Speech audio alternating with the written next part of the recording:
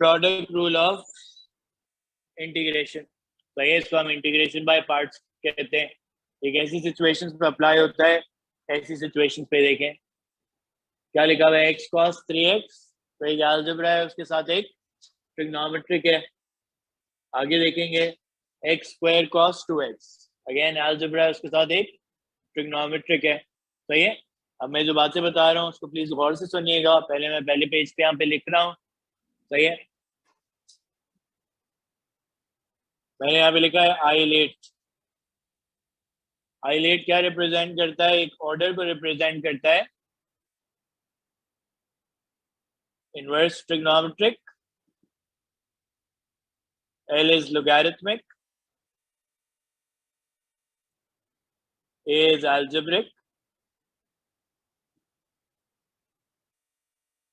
T is trigonometric,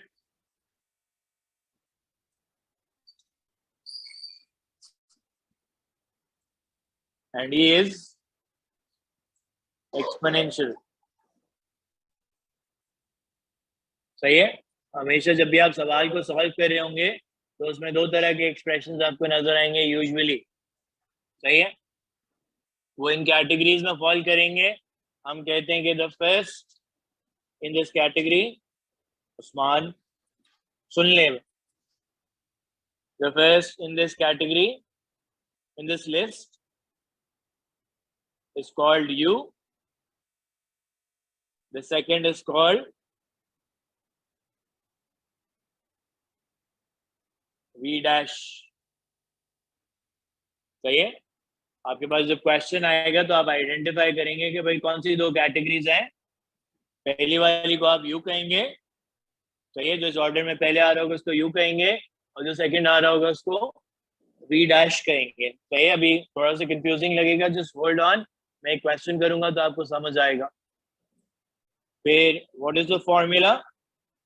the formula is V U minus integration of VU dash. That is the formula for integration by parts. VU minus integration of VU dash. सही है।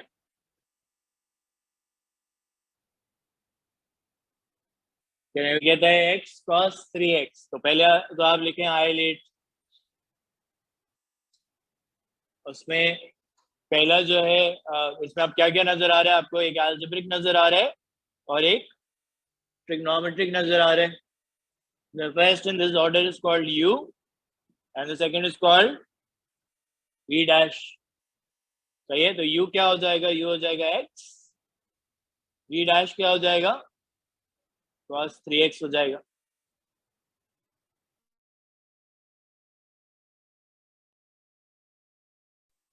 सही है। अब पहले मैं इस table को पूरा कर लेता हूँ कि मुझे U dash भी चाहिए होगा और मुझे V भी चाहिए होगा। U dash क्या आ जाएगा? 1, और V क्या आ जाएगा? cos का इंटीग्रेशन क्या होती है? sin 3x over 3। Okay, I'm then going to write my formula, which is VU minus integration of VU dash।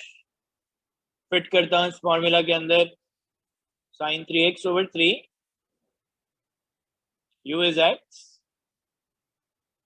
sin 3x over 3 and U dash is 1। ये सबको फिट कर दिया। लेकिन अभी आप नोटिस करें कि एक इंटीग्रेशन का साइन अभी भी लगा हुआ है, तो जो अब रिजल्टिंग चीज है बयान, उसको भी इंटीग्रेट करना पड़ेगा।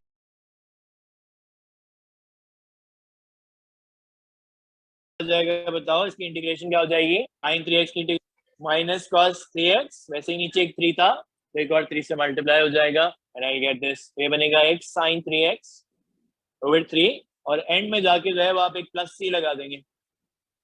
एंड में जाके एक प्लस सी आ जाएगा।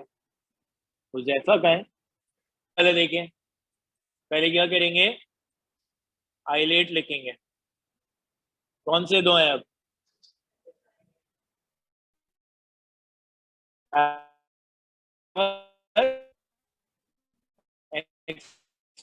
एक्सपोनेंशियल है ये u हो जाएगा और ये आएगा v dash e power 2x,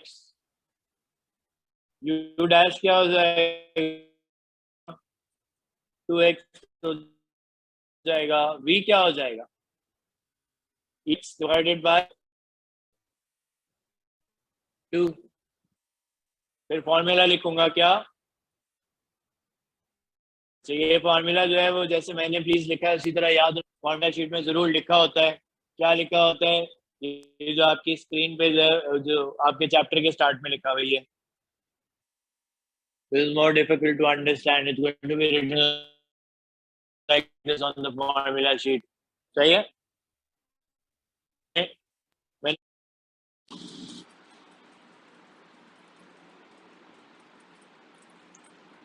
Okay, you can do that on the exam as well and you will still get marks for it. सही है?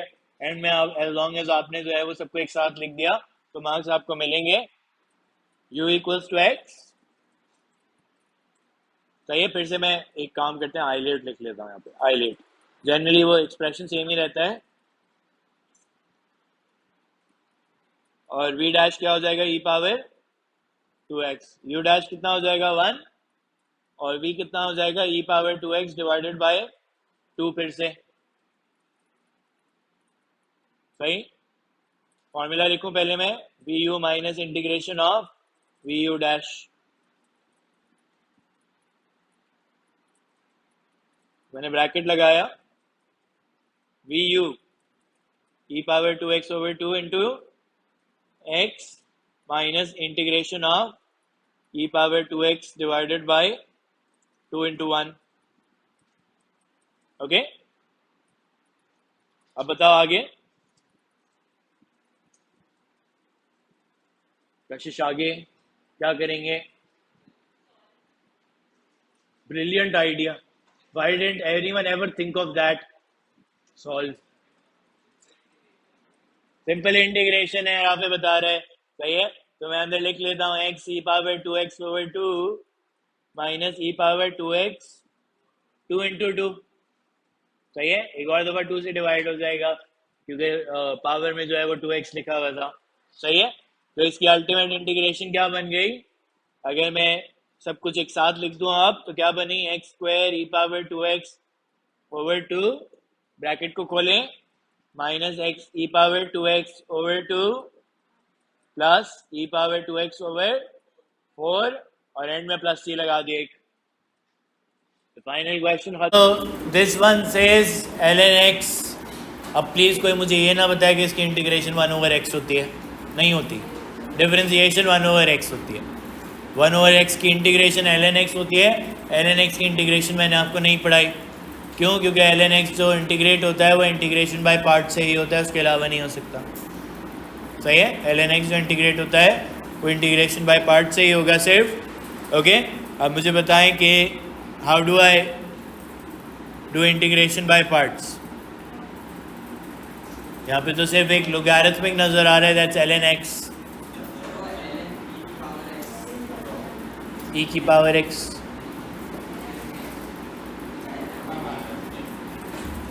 Can I say that there is a 1? Okay, it's 1 ln x। फिर आगे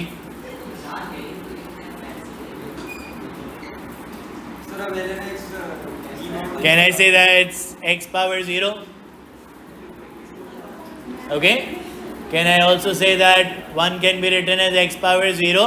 So what do I then have? I have an algebraic expression and a logarithmic expression। 1 की जगह कुछ नहीं लिख सकते, 1 की जगह कुछ और लिखोगे तो एक्सप्रेशन चेंज हो जाएगा। क्या लिख सकते हो बताओ मुझे? What else can you think of? फाइक, इधर आके बैठो, इधर आओ, क्या लिख सकते हैं बताओ? साइन 90, लेकिन होगा तो 1 ही ना, साइन x तो नहीं लिख सकता। सही है, x साइन x तो नहीं लिख सकता, e पावर x भी नहीं लिख सकता, लेकिन x पावर 0 लिख सकता हूँ। x पावर 0 और e power 0 same thing, right? At the end of the day 1 को ही इंटीग्रेट करना है ना, तो ऐसा। ओके, तो कोई भी 1 लिख सकता था मैं, बात ये है कि वो 1 algebraic ही होगा, सही. I cannot say that e power 0 is an exponential because it's not. E power x is an exponential. E power 0 is just a number. Okay, तो मैंने 1 लिखा और फिर मैंने कहा कि u जो हो जाएगा वो ln x हो जाएगा और v डैश क्या हो जाएगा 1. इसमें देखो ऑर्डर भी उल्टा हुआ है, अलजेब्रा का बाद में आए. तो u डैश क्या बनेगा 1/x और v क्या बनेगा x. फॉर्मूला लिखूं मैं यहाँ पे,